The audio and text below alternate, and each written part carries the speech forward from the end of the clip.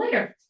So I guess let's kind of get started. And before I actually get really into this, I am very curious. I know we have some lenders in the room, some new agents, some veteran agents. By show of hands, raise your hand if you are more of a listing agent than a buyer's agent. I didn't know that about you. Actually, that's good to know. Anybody else doing listings at all? Anybody ever do listings? Yeah. Great. Yeah. And are we always wanting to learn a little more? Are we cool to start with the listing side of this investigation? Okay. And actually, I'll lean into you a little bit if you feel free to add anything that you want to. Let me start by apologizing to you guys that this is not by any stretch of the imagination the prettiest PowerPoint presentation you've ever seen in your life. It's not even close because I didn't even do it until 30 minutes ago. But I realized when I was talking about when I was doing the homework and stuff, and I was like, you know what? This is going to look better if I have something to go by. And this is really for you guys out there that like the visual because it really doesn't mean much to me, but I'll try to make them prettier next time. So this is up here. If I forget it and you want me to move the slide, just let me know. So something that's become really apparent to me, we all know that we are kind of nothing's moving super quickly at the speed of light like it did a few years ago, right? We talk about that a lot. So I think what we've talked about some too is that during COVID, we had no time to do research on what we did on the listing side a little bit, but on the buy side, somebody called you and wanted to buy a house or see a house and they wanted to buy it. You wrote that offer. You had no choice because you had to get that offer in before somebody else did to try to secure that house.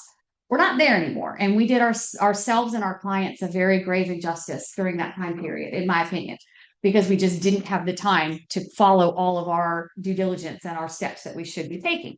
So we're going to kind of regroup that a little bit and talk about what we can and should be doing before we ever list a property. Because the research really, I promise you, means so much more than you. Sorry, I forgot to say that after I slightly moved this down. See, I told you it's not for me, it's for you. And I failed miserably.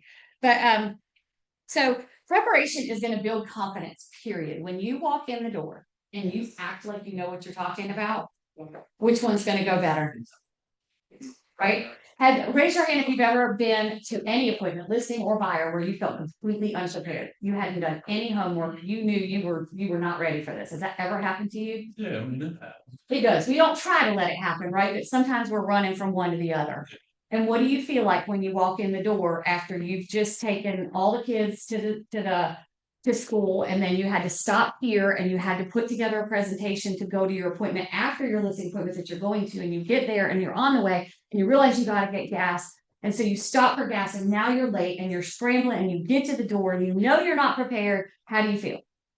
Yeah, How do you feel? not a position of leverage. That's Right. You don't have confidence, do you? You don't have confidence because we haven't put the confidence inside of ourselves. So preparation is also going to protect their equity. What business do I have going in saying, let's sell this house at 400 when it's worth 450? I've got to do my homework, obviously, to figure out pricing. But trust, how hard is it to earn trust with our clients these days? Right? We aren't getting anywhere if we don't have their trust, period. And that's why a lot of times these cold leads are hard to work with because we have to earn their trust. And it's really hard to do over the phone, in an email, in a chat. So can I put that down? Okay. So this is probably why I didn't want to have a slideshow because then I look at it too much.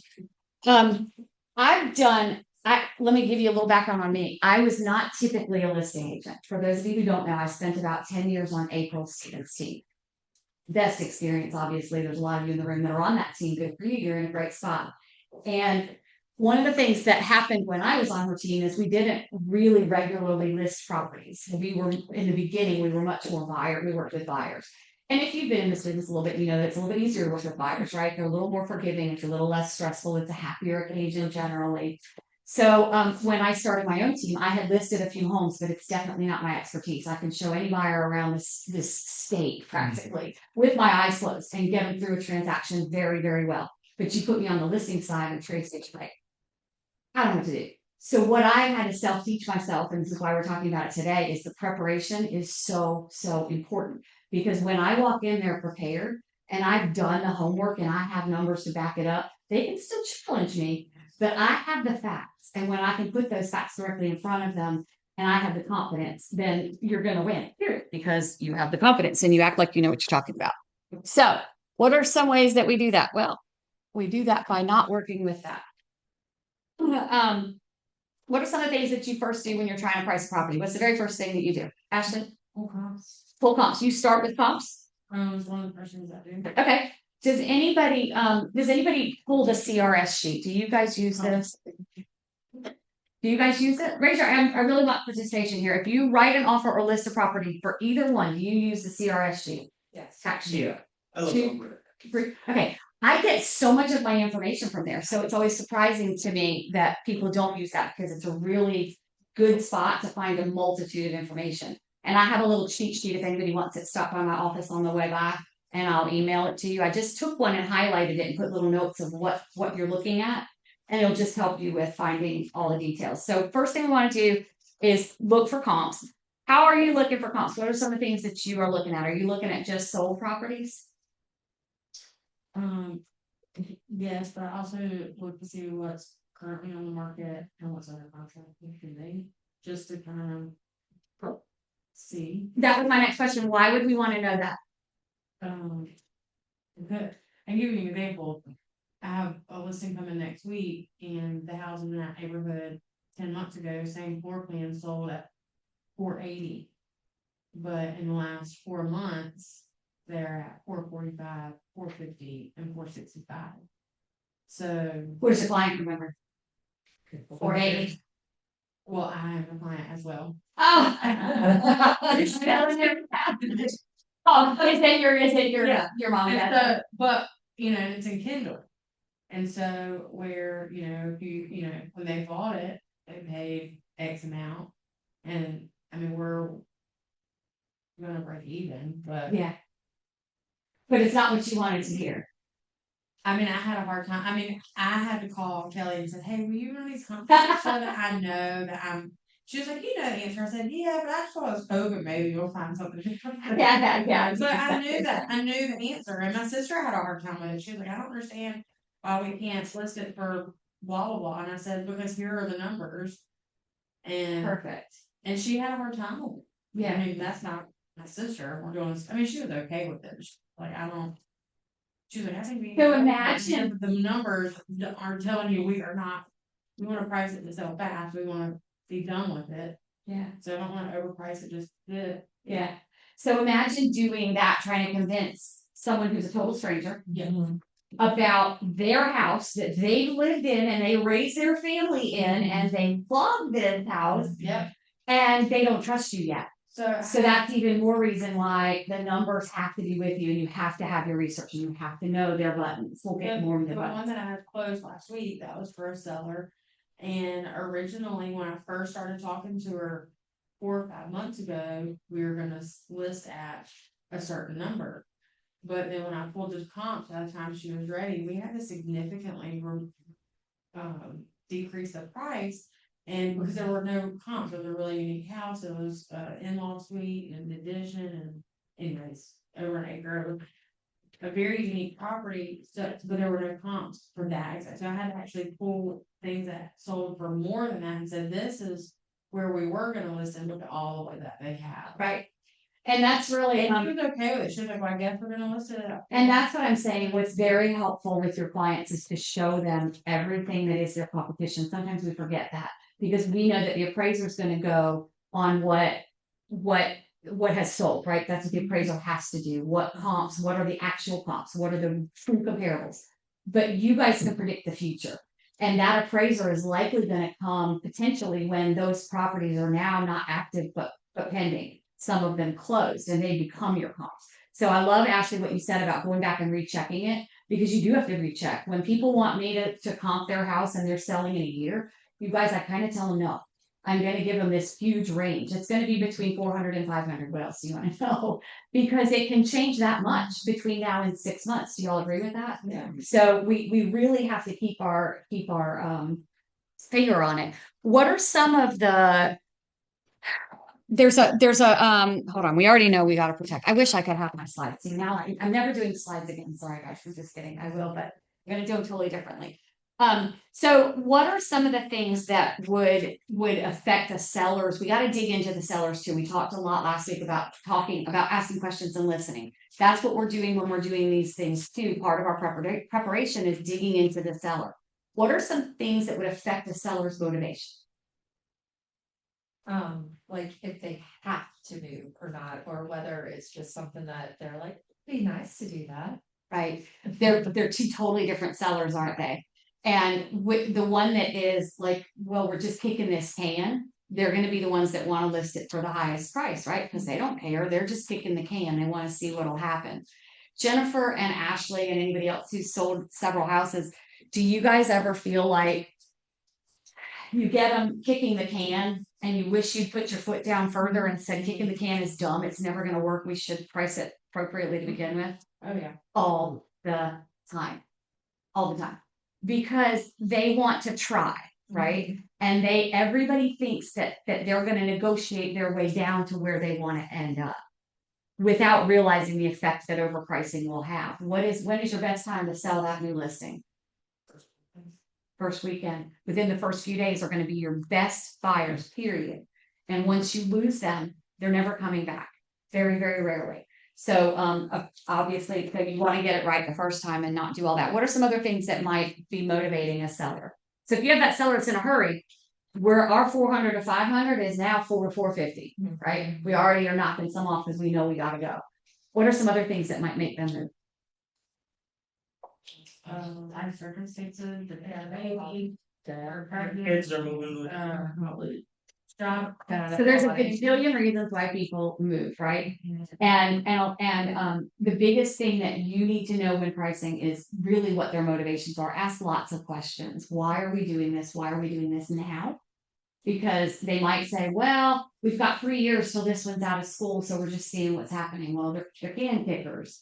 And then you need to tell them what could we do to stop them from wanting to kick that can? What are some ways to get them to see it our way? And show them what they can get. Okay. What they can move into. Good. What they can accomplish. I love that because what I do a lot of times with my sellers who want to move and they're going to either upsize or downsize locally, I start them looking before we even list. Do you know why? to get them excited. Yep, exactly. I want them seeing the house that they want to move into so that they're now more motivated to sell the house that they're living in. So another reason to ask all of the questions. I had another train of thought and I lost it. Obviously, does everybody, you guys all know that you do the legal stuff, like we want to know if it's in a flood zone, we gotta check this kind of thing. Do you guys look in the crawl space when you list a house? I try to. I do. We have a story on that. Let's hear it. So the listing that I just closed. I told you a little bit about it. You may have. So Oh, yeah. I was gonna make it, and she was like, we just had the crawl space encapsulated in 2020. In 2024, and I went down there and it looked, I like just peeked under there, it looked beautiful. I was like, well, this is great. Shut the door. I like looked all around, shined my flashlight there and said, this is great. We're not having any issues with this. Well, I will, as long as I'm physically able, I will actually be crawling all the way to the crawl space now, because when the inspection came along, the company who had encapsulated it actually wants you to turned the corner past where you couldn't see it, didn't complete it, and it was complete dirt underneath there. And because it wasn't completed, there was like moisture that had occurred that caused therapy fungal growth. It turned into a huge. But we closed it. We did close it. Good job. But you definitely need to. So let's talk about that because this is back to information. Yep. And this is not on my agenda, but I think it's worth noting. Do you guys ever suggest and really work hard for a pre-listing inspection? So we actually had talked about that. Okay. And we went back and forth, and ultimately it was her decision. Okay. I said, here are the pros and here are the cons. But now Ashley has something in her pocket to say, let me tell you why you should. And this is exactly why, and this is what I tell people. So I don't do this on a brand new 2, 3, 4-year-old house. I don't typically harp on inspection. Yeah. But if you've got a home that's 10 years or older, there's so much shifting and things that can happen, and there's different code enforcement now than there was 10 years ago. I mean, there is than there was last year, but there's a whole lot since 10 years ago. And so I always recommend a home that is that age or older, get a home inspection ahead of time. Now, here's what's going to happen, and you have to be very careful to prepare your sellers for this. But in my opinion, it makes for a much easier transaction down the road. Once you do that inspection, what happens to those results? What do you do with them? What are you legally bound to do with them? Disclose. Disclose, disclose, disclose. Is that scary? Yeah. Raise your hand if that's scary to you. Okay, let's talk about why is it scary? Well, if there's, what I'm about to say, I guess it's stupid, but there's a major problem, then they're going to have to fix it. But they're gonna find the major problem anyway, so they're gonna have to fix it. Right. So here's what happens when we have when we pre-inspect. We know all the goods. We're not hiding anything from anybody. We have to disclose it, as we just said. But the beauty of it is, then you're an open book. And what happens when that home inspection is shared with the buyers, it's going to sit a little bit longer, right? Because people know it's out there and they're going to see this inspection, unless the seller fixes everything. But if they're not fixing everything, you have to share this information. It can scare some, but what'll happen is the one that it's right for will be like, don't care, don't care, don't care, don't care. I can fix, let's roll.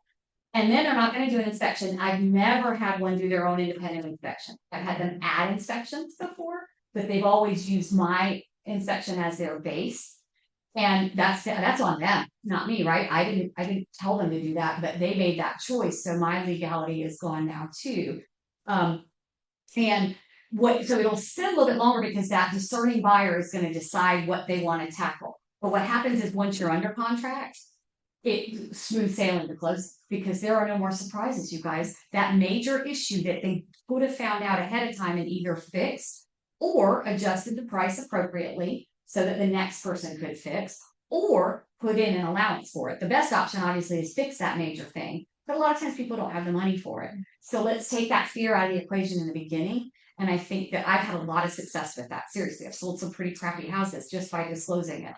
One of my concerns though is that I feel like you can have one inspector inspect a house on one day and you find A, B, and C. And then the next day you could have a different home inspector do a home inspection and they might see A, B, and C or some of them, but then they might find totally different things. I completely agree with you, but let's back it up just a little bit. Who do you represent in this particular case? Seller. Do we care what the buyer does, whether they get their own? That's the buyer's agent's job, not Yeah, yours. but then I'm afraid they're gonna come back and ask for more stuff, even after my seller has already spent money. I agree with you, but I'm telling you that the number of times that happens are really slim. Okay. And if you think through that for a minute, because I agree with you, but think through that a minute. The likelihood that the inspector, the first inspector missed something major Oh, that's true. is pretty slim. If they did, then fire them and we're never using them again, right? So you're right, they will find other things because each inspector has their own hot buttons that are important to them. But the big ones, they should all catch. And those are the big scary ones are the ones that eat us up, that break our deals. So those are the ones we want to discuss, in my opinion. You guys see what you want to do with that. All right. I've talked a lot on listings and I didn't even get through most of what I wanted to, but I do want to go to buyers because I think we have a lot of buyers in this. Just add something real quick on the buyers and the listing that I think is helpful to people. As part of your research, pull up the TAR reports because they give statistics. They give statistics on when you price a home and you don't change the sale price, then statistically homes sell for like 98% of the listing price. But if you do a price drop, that number, and I'm just throwing these numbers out, but if you do a price drop, then that percentage can drop down to like 91, 92%.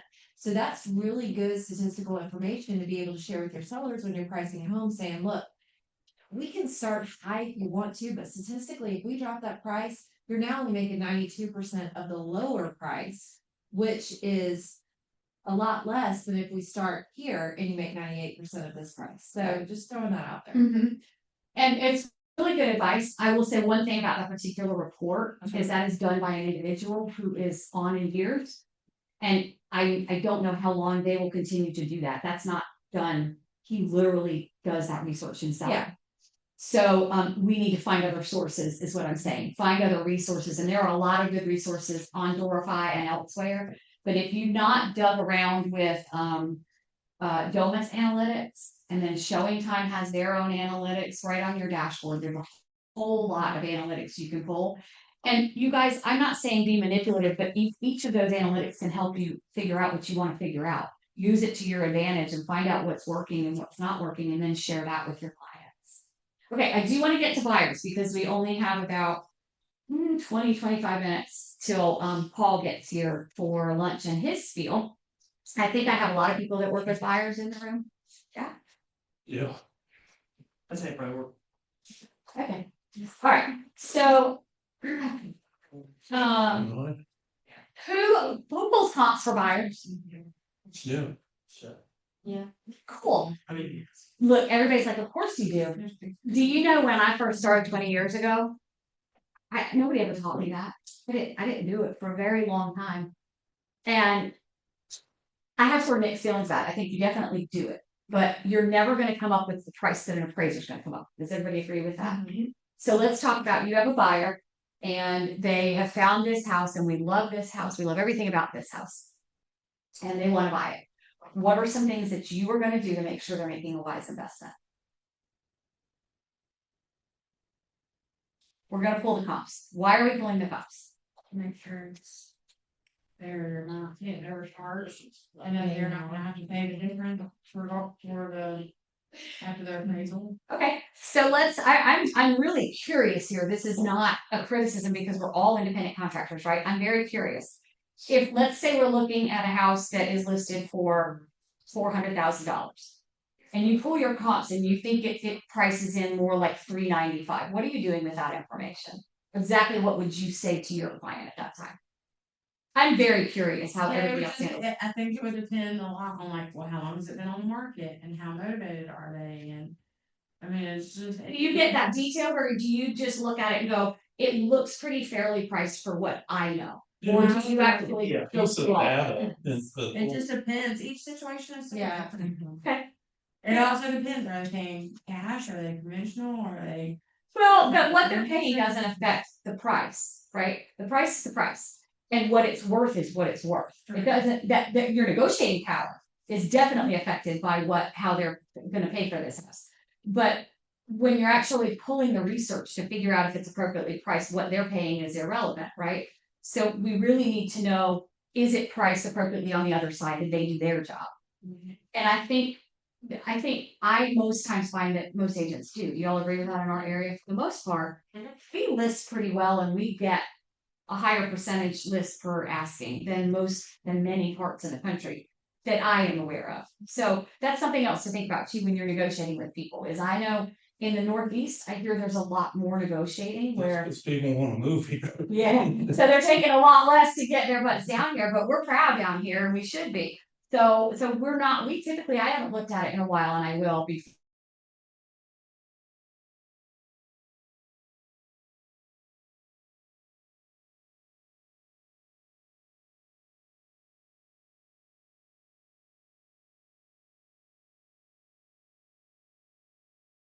For our social media posts, and it's usually around 98% of list price. Guys, when I got my license in In 06, Johnson County. yep, Johnson County is important. I got my license in 06, the market tanked in 7, you remember? 7, 8 was awful. Even in 7 and 8, I was instructed by my higher ups that I don't care what they're doing everywhere else in the country, in this area, even in our worst times, we historically got 97 to 98% of lists to People were still moving here then. right. And my point in telling you that is that don't let them tell you that, well, we're gonna have to take 5% off the top. No, we're not. We're gonna price it right to begin with, and then we're gonna not take 5% off the top. So all that to say that generally I think we do that But here. still, you need to give that You data need to your that. buyer. Yes. They need to know that you're not just pulling that out of. And there's 2 reasons to do that, right? One is for their confidence, knowing that they're gonna get a good deal. Even if the house is listed at 400 and you've done your research and you know it ain't worth a penny over 375, right? Yeah. Let's go in at 375. At least you've given them the information. If they still want to pay 400, let them, right? It also helps build that trust you're talking about. Exactly, exactly. And when we're busier and things are just going, you don't need that trust as much, right? Because everybody's desperate and they just wanna go. They've gotta buy a house, they'll take whatever. But we're not there anymore, so the more prepared you are. Yeah, we already got where we are. Alright. So we're back to buyers. You're gonna pull comps. What are some of the other things that you're gonna do? Come on. I mean, you're doing your own stuff during the showing to, make sure, do your own little inspection. Like what? Like what is Looking like, at probably, yeah. yeah, attic, Capital expenses, Talk about capital expenses. What are the some? roof, Okay. the crawl space, foundation, the things that aren't ready. Essentially, because that's what they're looking at. Well, most of the time, of course, they're looking at the floor plan and the cabinets and the counters. Right. I'm looking The at. buyer's Oh, eye yeah. is putting their furniture in the house. Your eye is the one that's looking for The lot. investment. The lot, if there's any stains around right, windows. how water affects the home and all of those kind of. Now, this is a great topic because I have a question for you guys that are working with buyers and you see all these things. You tell them not to buy the house? No. I mean, there's one. I love your face. You're like, oh, because I just want to make sure, because if you're newer in the room, sometimes you might hear these things and not understand that what we're doing is trying to position ourselves. We can overcome. We're gonna, right, Yeah. everything except for location pretty much is fixable, is it not? Just take a little bit of money, right, and a little bit of imagination sometimes. So, I think I said this last week, but what I always tell my clients when I'm either buying, helping them buy, or even buying really.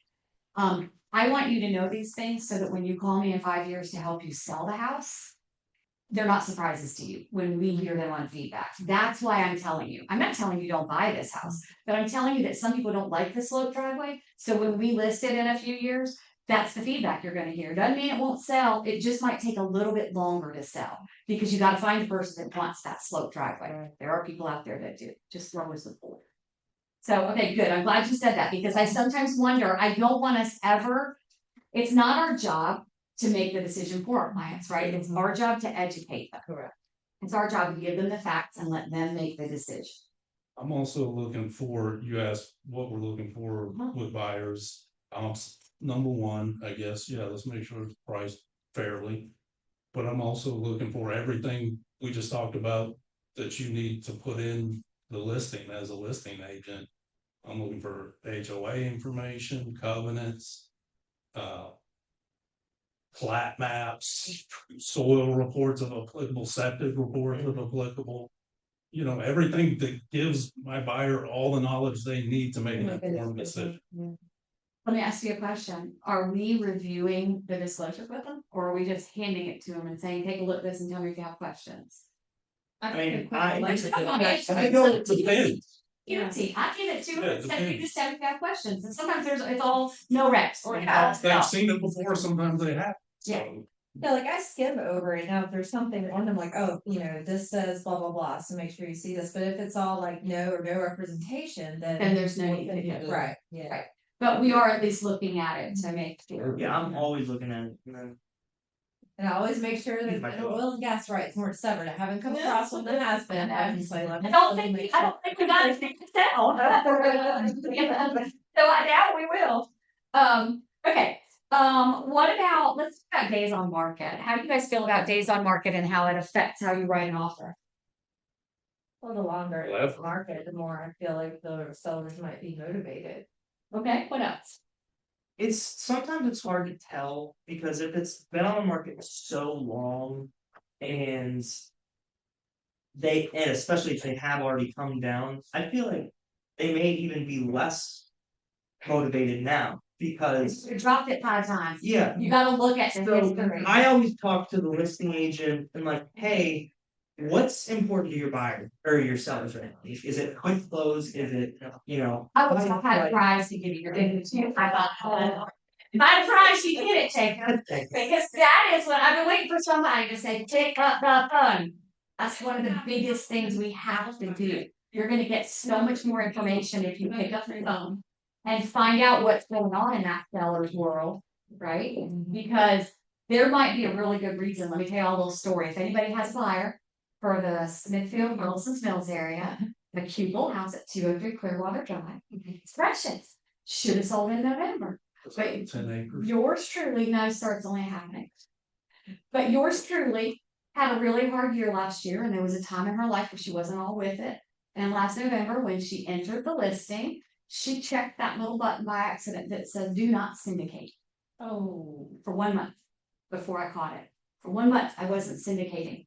I had 30 days on the market, but the only people that were seeing it were you guys and occasionally your buyer. But they weren't seeing it in their own searches. They were only seeing Zillow it in didn't hers. let them show. Right. Yeah. So that's a huge problem. And now this house looks tainted and there's nothing wrong with it. I can't sell it because I just got it syndicating properly a week ago. Because there were two issues. First, it wasn't syndicating, so I put it into, well, I always put it in both Hive and Dorify, right? And I put it in Hive right after Dorify, so it was syndicating through Hive, which isn't the right metrics because it's in Smithfield. So the people who are looking in that area aren't even searching in Smithfield, so it wouldn't show there. And it wasn't gonna show for the people here looking through Smithfield, make sense? Yeah. Okay, it's complicated tech stuff. So long story short, I am suffering with that listing. And please sell it, anybody, if you have a buyer. I'm gonna be really good to work with. Guess that it's getting a brand new roof. Know it? But What's the address? 203 Clearwater. In Smithfield. And anyway, all that to say that I'm actually wanting to get rid of days on market. Period. I think it is an unfair judgment of what's happened to the house. Because the whole time we're under contract, it stays on market too. So what happens? You get a buyer who flakes out and you're under contract for 60 days with this buyer trying to make it work. And even if it went under contract within a week, it's when it goes back on the market, it's 65 days old, right? And it's tainted. Yeah, my buyer just bought a house that is on the market for like 120 days. Nothing was wrong with the house. It was great price, but the last buyers, they had somebody under contract and nothing was wrong. Like I don't think they even got an inspection done. It was just finances didn't work and so And I think that for me, because I really am I'm gonna try to get rid of it. I'm trying to remove it from the MLS because you can find it. I'm not hiding anything from you. You as agents know how to find it. You go to the history, you can look exactly when it went on the market, what the price drops have been, was it under contract, how many times, because it's all important and you need to find out what happened. Why did it fall apart? You gotta Stuff. tell the story. Right. So yes, that phone call is ever important, but again, I encourage you, don't ever let something superficial like that stop you from looking or showing a house because it'll stop your buyers. There's another thing that buyers often let dictate whether they want to see a house. It's so stupid. Tax rate, tax value? Good one, but not the one I was thinking of, but a very good one. And they're way off in Johnson County right now, aren't they? Way off. Because the tax assessor came through last year and raised all Johnson County values. And some of them, I believe they did wrong. Seriously, I've got friends, I'm selling one right now, I'm getting ready to list it Thursday, that their tax value is almost 500 and we're lucky to get 425. That's what I'm gonna list it for. Wow. So they're wrong, but so that's a battle that we have to fight because they never want to sell less than their tax value, right? They don't understand what I even mean. So we have to explain that. What's another one? Question about that. So because it might be taxed too high, could there be a time where it's reassessed? Yes, Tax the homeowner needs to fight that. They need to Oh, go, okay. yeah. And they would go to the county and say, does everybody know that? You go to the county and say, I believe my values are too high. And they'll often want that person to enlist a real estate professional. So I imagine like what'll happen when this house sells, if the buyer is smart, they're gonna take their closing statement right down to the courthouse and go, this is what's worth, because this is what I just paid for it. And then they'll hopefully adjust it. That's But if you, sounds complicated. well, it's not as complicated as it sounds, but people won't do it. But if Assessors. so I've had people do it to me before and they called me and said, I think that this was the last tax assessment. It hasn't happened this time. But they said my tax value went up X dollars. Would you mind sending me some comps that I can take to the courthouse? And I did. I don't know if they want or not, but you might get asked to do that. It's really not that. No, I don't think the process is complicated. I think the. Getting them to do it like me. Ultimately. Yeah, getting them to do it like me for I sure. like it's one of them. The other thing I was gonna say, and we're off track a little bit from doing research, but pictures lie, you guys. Pictures Yeah. lie. They lie for the good and they lie for the bad. So I always caution my buyers, don't ever make a decision whether you wanna see a house based on the pictures. Because they're gonna lie to you. Okay. Well, for the listing side, I think that's the way you always have. footage, aerial footage, 3D footage, because that tells a bigger story than the pictures. Thank you for saying that. I haven't jumped on the train where I do aerials for every home, but I'm so Yeah. close. And I like hearing that somebody really does value it, because I would do it if it's valued, but I don't want to do it if it's a face. Yeah. You know what I mean? It's expensive. So,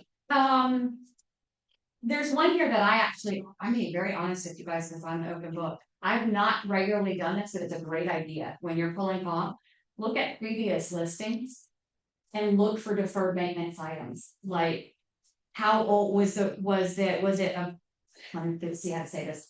I've done this before where somebody says, how old was the roof when I bought it? Because they couldn't remember, right? And they bought it 2 years ago and they didn't remember. So I look at their old RPD or the old listing to try to figure out if it was on there then, right? And that's how I go back and look. But this is a great idea. Go back and look at old photos, see what they painted, see if they did anything, because you've seen the house now. And if it looks exactly the same as it did 5 years ago, but they're asking $300,000 more just because of the thing, you got to assume there's some things they didn't fix. Maybe, I don't know, if they didn't do anything cosmetic and it looks like junk. So anyway, look back at old pictures, because you'll get a better picture of what's happened with the listing and what changes have been made when. This is another good one. You can also look at if it's I think probably new construction is where this fits best, but looking at past transactions to see what concessions the builders. Yes, that helps.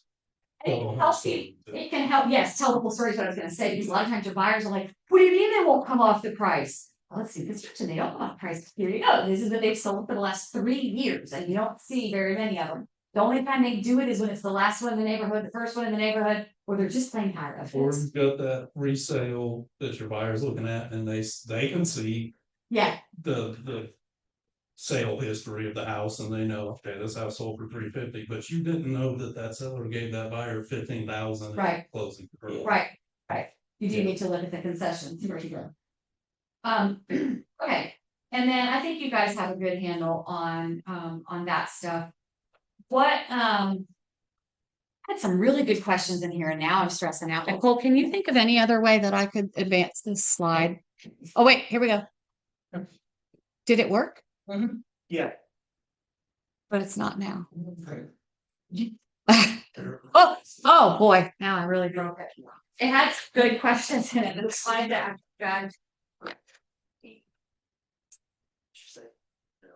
with buyers. Which slide do you want to be on?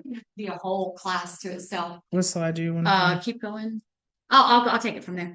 This might be a whole nother class, but let's talk about infrastructure, because don't we have a lot of infrastructure happening around here? New schools, new roads, new neighborhoods. Are we still the fastest growing county in the state? We're in the Top 5? I hadn't looked at it recently. Okay. We are.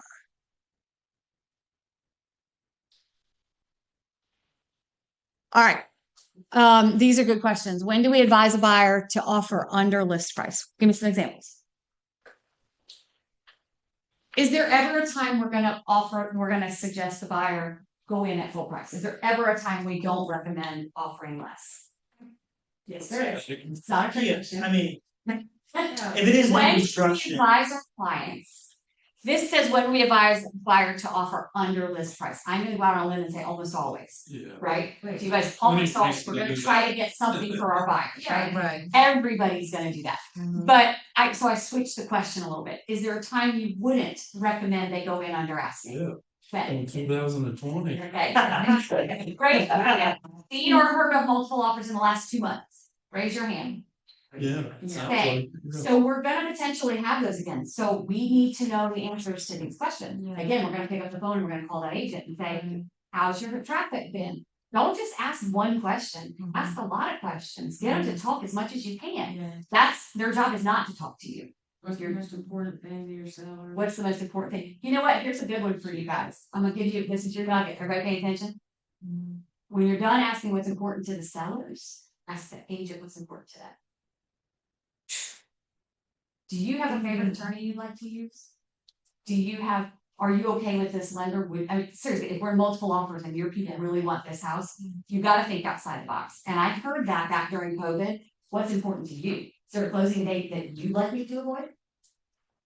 what you did? You're not doing anything to hurt your client, but you just became that agent's best friend just for caring. They're not gonna tell you anything. Every time I've asked, they're like, well, if you wanted to use my attorney, that would actually make the seller feel really great. You know what I don't mind doing? Using their attorney to close the house. Especially if it's in another town, far away from my preferred closing attorney, right? Why not use yours where the house is? Makes the walkthrough convenient and everything. And then obviously we just talked about when should we encourage a stronger offer when we potentially might have multiple offers. What's another time when we would want a stronger offer, even if it's not multiple offers? What's good ones? There's gotta be a time you're gonna go in at full price. I've done it. Oh, yeah. How about, go ahead. We sometimes do construction when it might be more beneficial to ask for concessions. Yeah, the builders like to give things, right? If you're dealing with new construction, the builder wants to give you stuff. They want to protect that price because that price is what moves their whole neighborhood forward from here on out. Yeah. So they don't want to lower the prices. They lower the price for you, they gotta lower it for everybody after you. So they want that price protected, but they love to give you stuff to sell a house. They might give you blinds, they might give you an upgraded appliance package or an appliance package, throw in a refrigerator. Sometimes you can get them to do a fence, it's kind of challenging, but every once in a while you can. There's all kinds of stuff they can do, upgraded flooring, etc. Buy down the rate. Right. Yeah. So when we're in new construction, we already know they want that price. Why argue with them? Give them their price, but get all the stuff you humanly can, closing costs and everything. And then what research helps you decide the difference? We've already talked at length about it. You guys know all the research. I am gonna stop here and let Paul, who was outside preparing lunch, come in and talk for a few minutes. Paul is with Infinite Home Inspections. And I've used Paul before, he's great. Are you getting him, Nicole? Thank you. But while we're waiting for Paul to come back, do you guys have anything else? Cause there was a lot of information and not very organized, and I apologize about that. But does anybody have any questions or anything they want to add to some things we should research with either buyers or sellers? One little thing I do is if I'm going to a listing appointment, I always check to see, and I guess you could do this for buyers too. I just pull up Zillow and see what their estimate says, just so I'm prepared if they say, well, Zillow says my Yeah, home but is they're blah, gonna blah, blah. say, Yeah, and then I usually pull up RPR and just kind of see what they have to say. It's gonna get even worse now with AI, trust me. I mean, the resources we're talking about that we have. For example, you were talking earlier about pulling data, they can just go to ChatGPT. You know what I'm saying? So, yes, But that's not always accurate. Yeah, but A right. lot of time. There, let me tell you guys, it's gonna probably be next month. We Not don't have time to price. plan that. But we're gonna do a whole class on AI.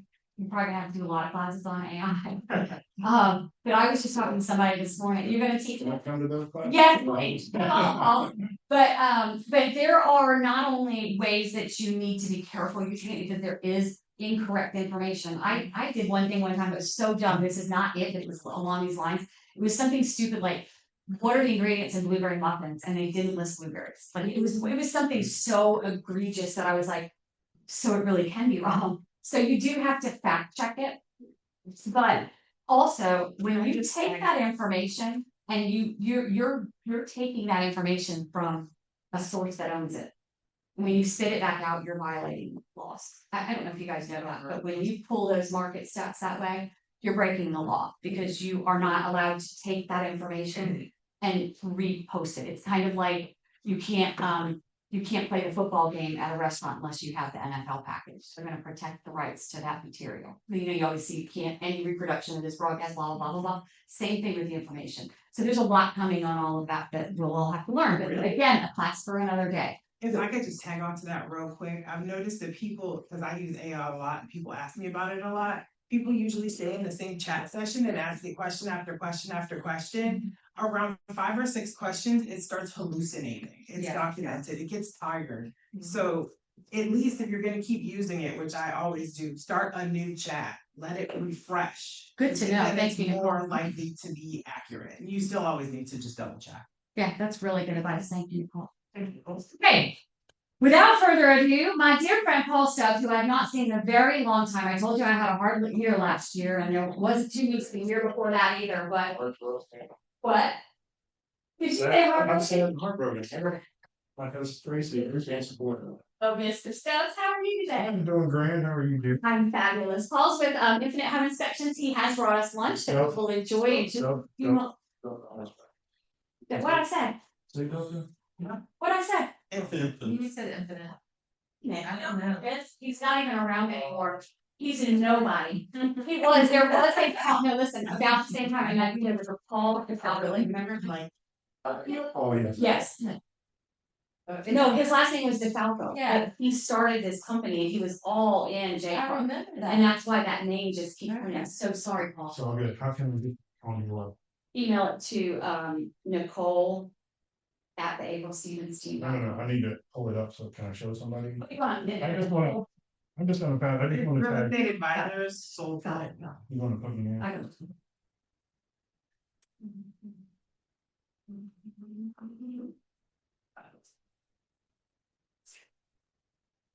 And we can hook it up there if you want. Well, I don't know if it's easy to see. I was just gonna show people the website and, how to get in and look around. That's cool. Awesome. The thing that I told you earlier, Tracy, the flag, okay? Yeah. You did. That is the best. TV2. That is the best tip I've learned all day. Because I do that all the time, because I cast on all the TVs in here. It's It's connecting and right. It should pop up. Is y'all ready, Commissioner? Okay.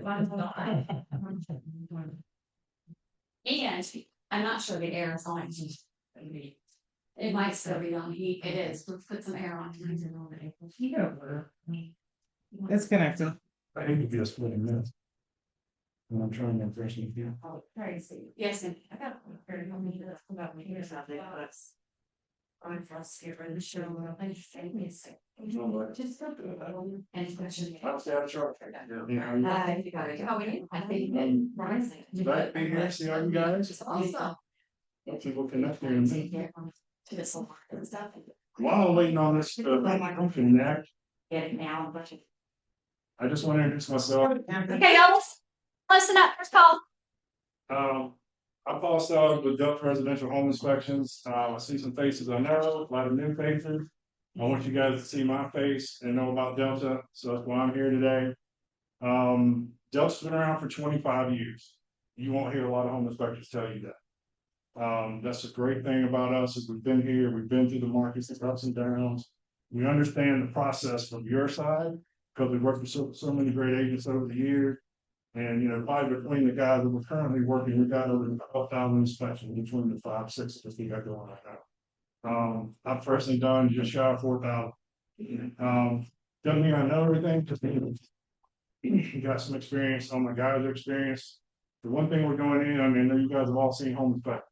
Our inspections are detailed. We use home gauge software. There's a lot of pluses about home gauge. I'm going to show you that one. You can get on my website too, as far as scheduling things for us. What do I need to press? The flag button. The flag button? Hey, I'm right here. Paul, is this where you want to be? No. Okay. Do you want to tell me where you want to be? JustResidential.com. I knew that too. But home gauge it's a narrative layout, it's a little different from some of the new ones, got the little pop-ups in the grids and all that stuff, which is kind of cool. As far as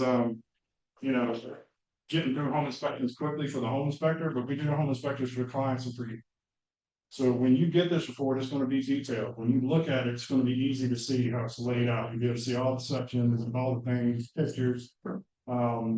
So we believe in giving you and the client the most information. All right. One thing that I stress with my guys is, basically we're walking in, they pick this house, they work with you, they like it, and I'm coming in and telling you your baby's ugly. And they don't like that. Nobody likes that. But what we do is instead of just handing you that report with a lot of scary things on it that people don't understand, you're going to take the time to talk through anything that is scary. I'm always sitting on structural, HVACs, plumbing, anything that's big time, smaller things, whatever. But we're going to go through and make sure people are comfortable with what's going on and kind of understand due to the age of the house or the way, things were done back 20, 30 years ago when these houses were built, that this was not uncommon. And, these are how things are done now. We'll be able to talk to them a little bit difference between an upgrade and a repair. But most of it are gonna be deferring to you guys, because you run the show there. I'm gonna give them what the information, explain to them, hey, it might look a little scary in the picture, not uncommon, tons of ways to fix it. When you get this report, there's gonna be a summary section, you can go through with your agent, you guys can decide how you wanna go about addressing these issues we brought up. We're always available after the inspection. Oh my God, you're gonna have all the contact information, phone numbers, emails. Don't hesitate to call us, because I don't mind talking through with clients and you guys, if there's any questions, because the last thing we want to do is hurt a deal. We don't want you to get into one that's going to be bad for you and the client, but we also don't want to, because the way we explain something, scare somebody else.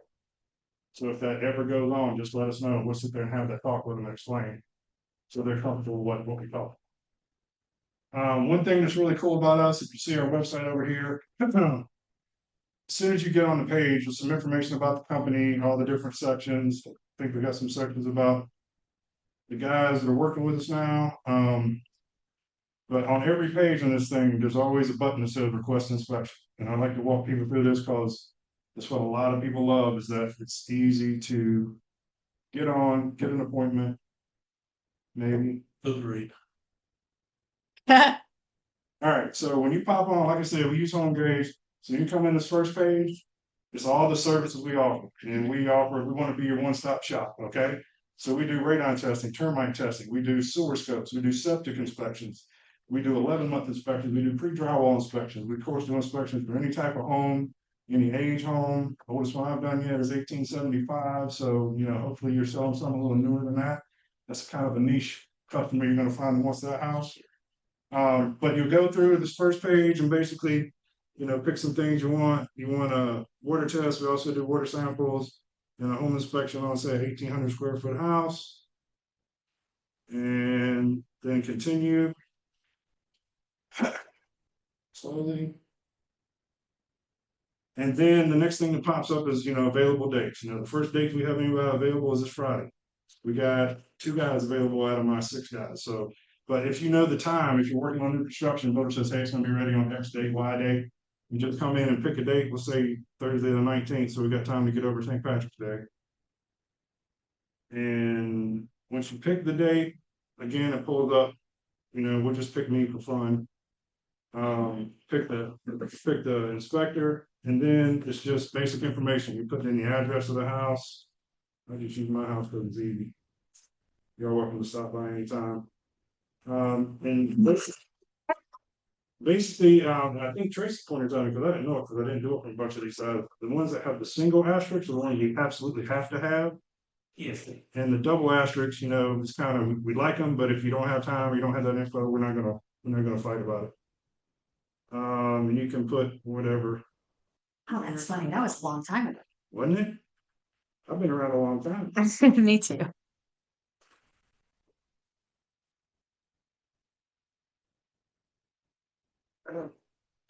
While Paul's finishing filling that out, I will attest to, he is very, very easy for the client to talk to.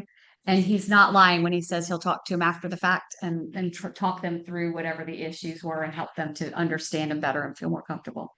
I'll attest as well. I used all these guys multiple times last year. Very easy to communicate really well. The dashboard that you use, although it seems like it's not being offered. I'm gonna have all this information. You're gonna type it in.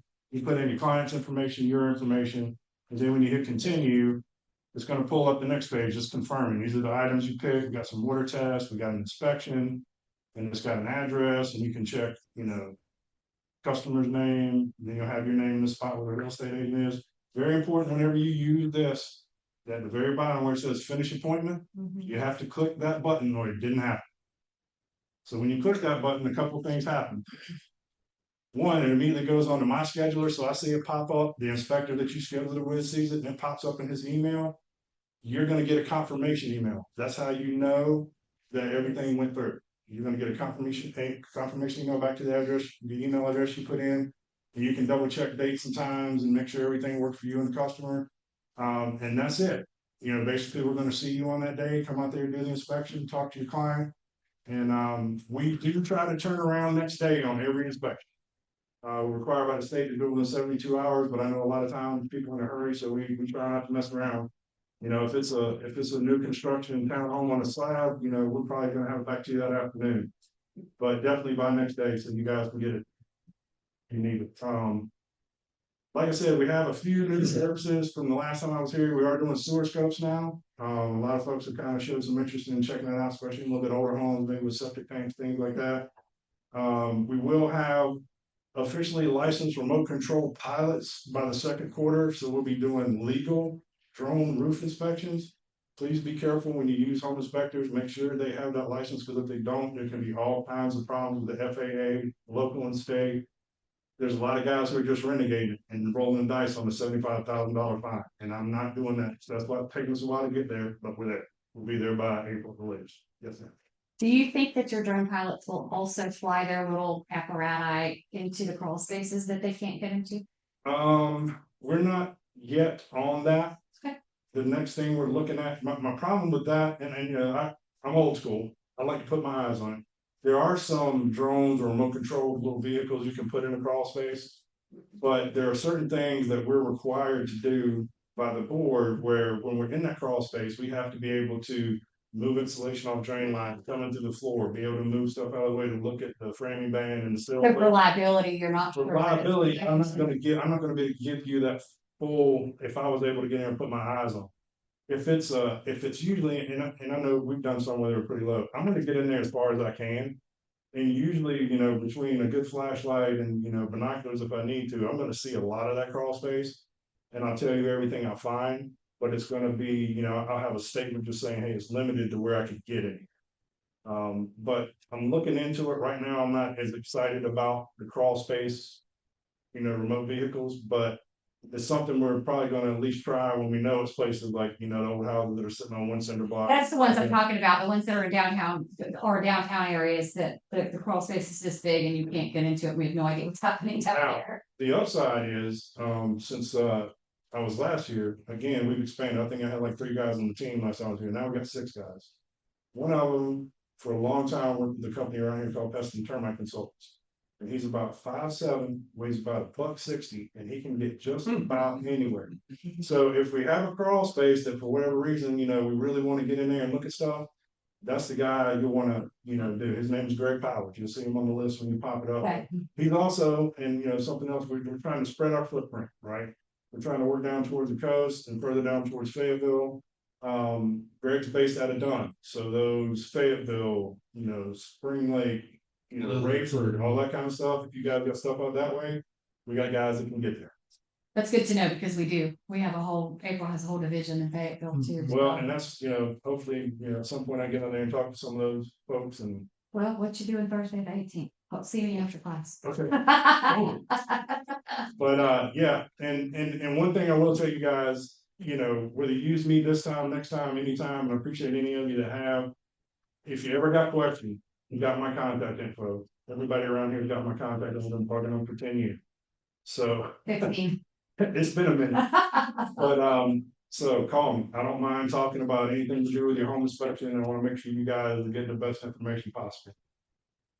That's probably a wrap for me. If you guys got questions, we can chat. I brought some food. I don't want to hear about any of y'all being on a diet because y'all look good. There's some wraps out there, some sandwiches, some fruit, and there is a cake. It's a pull apart cupcake cake. And it's good. Half of it's chocolate, half of it's vanilla. And y'all don't need to worry about it. Just get a cupcake. Oh, yeah.